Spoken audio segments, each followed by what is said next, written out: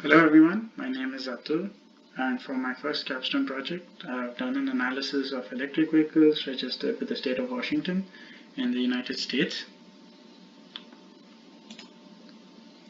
The data source for the dataset is the government of Washington's website, and I've used some GeoJSON coordinates for the analysis, and the data for that is from Redistricting Data Hub, as mentioned over here.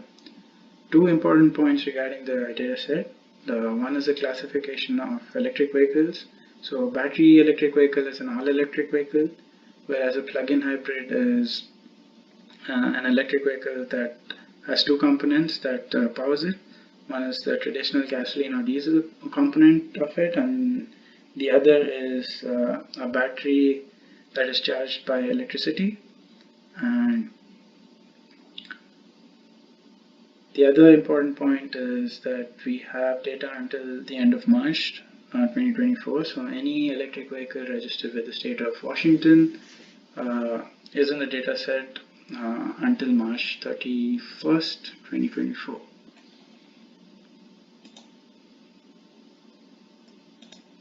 Then I have imported the required libraries for analysis, and after reading the dataset, this is what it looks like. We have 180,000 rows and 16 columns, and each row represents a unique electric vehicle. I have then done some cleaning. Some of the features that were actually numeric were imported as categorical. I have converted them as required, and some of the categorical features needed some cleaning, which I've done so as per here. And then I noticed that the MSRP column wasn't reliable. There were a lot of null values, but I wanted to do some pricing analysis, so I created a pricing list by myself, and I've imported it as a CSV and then joined it with the original dataset.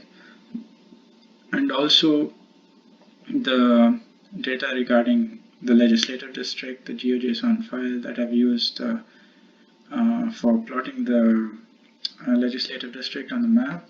I have imported it and merged it with the original dataset.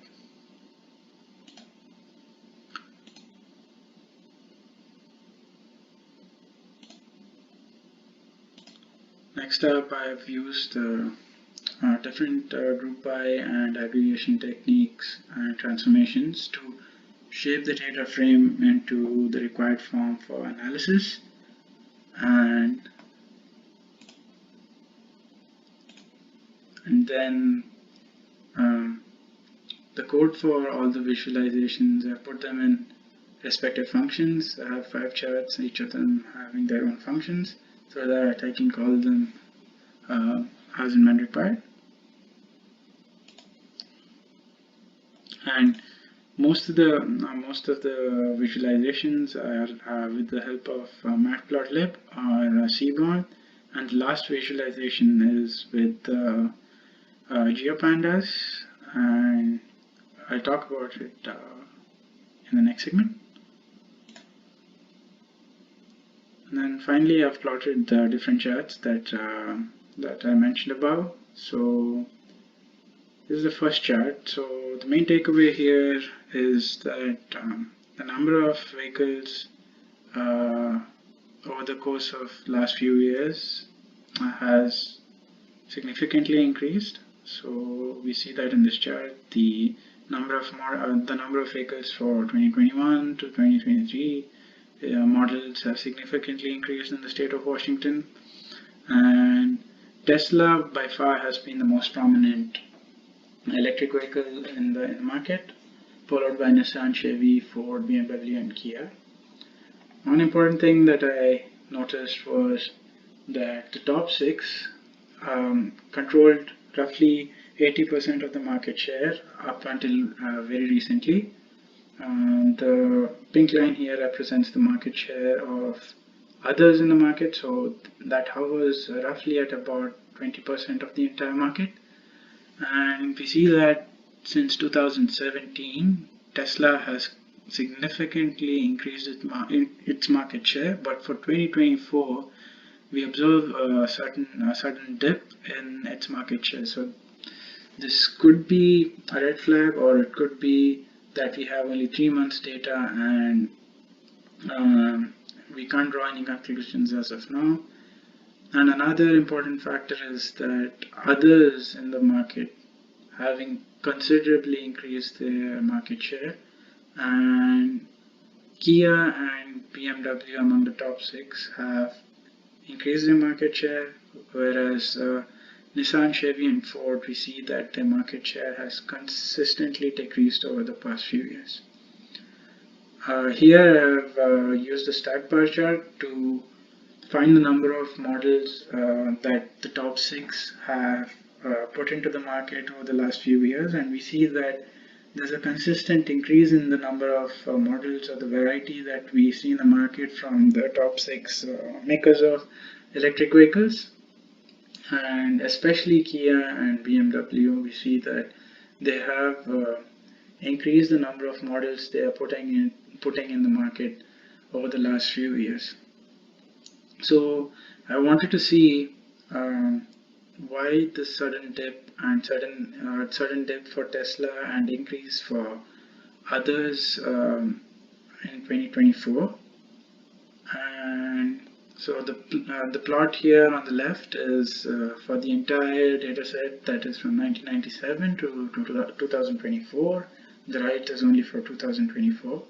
So an important thing to notice is Ford, Nissan and Chevy are not even in the top 15 for the 2024 models, and we see that for models that were from 1997 to 2024, Tesla was clearly way ahead of everybody else, but for 2024 models we see a lot more competition among other makers, and makers like Jeep, Dodge, who are quite below or not even in the top for the entire data set, are in the top 5 or 6. And we see that there is a shift definitely from the top 6 to others who are trying to venture into the market as well. So I wanted to see what could be the factors that might have made the prominent makers, that is Chevy, Nissan and Ford, lose their market share. So I considered pricing and the number of models they put into the market. So for pricing, we see that there hasn't been a significant increase in their pricing, but we see that the number of models Nissan, Chevy and Ford are putting into the market is considerably less than BMW, Tesla and Kia, who have maintained or increased their market share in 2024. So one factor could be that they have not put enough models into the market. It could be a sign that they're pivoting away from the electric vehicle market, and we see the same pattern amongst battery electric vehicle and the plug-in type as well. So Ford, Chevy and Nissan have at most 2 for 2024, and BMW, Kia and Tesla have at least 3, and they have variety in the plug-in variety as well, except Tesla, who are solely battery electric vehicles and do not offer any plug-in versions.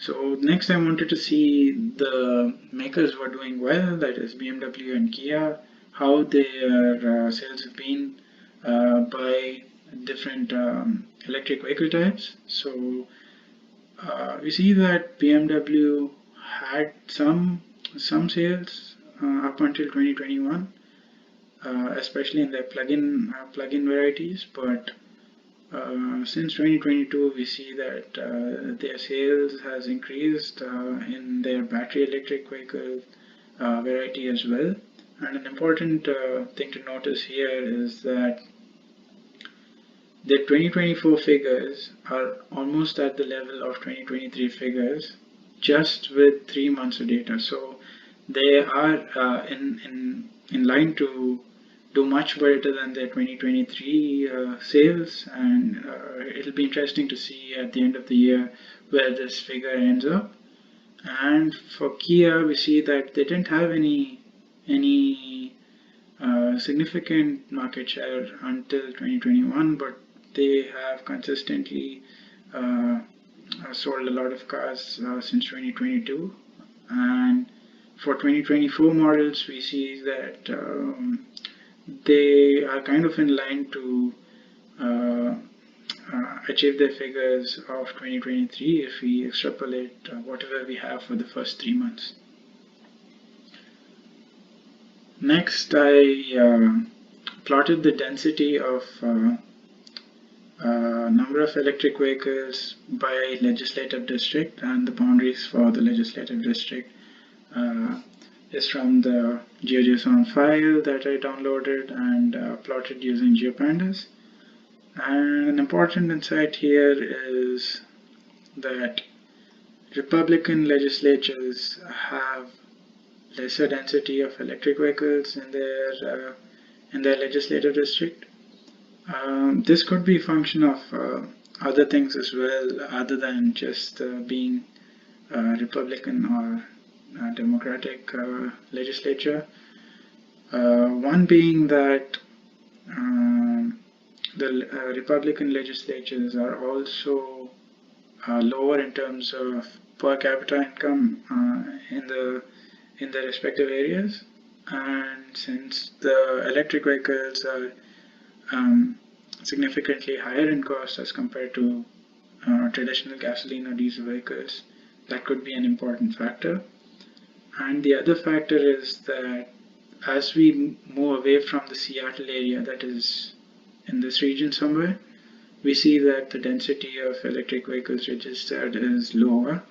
So it could be that the infrastructure that helps drive the electric vehicles is much more developed in this area, and as we move away from the Seattle area, it could be that the infrastructure is not that great up until now to facilitate the adoption of electric vehicles.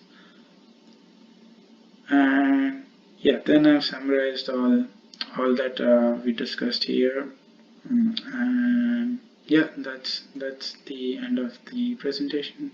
Thank you.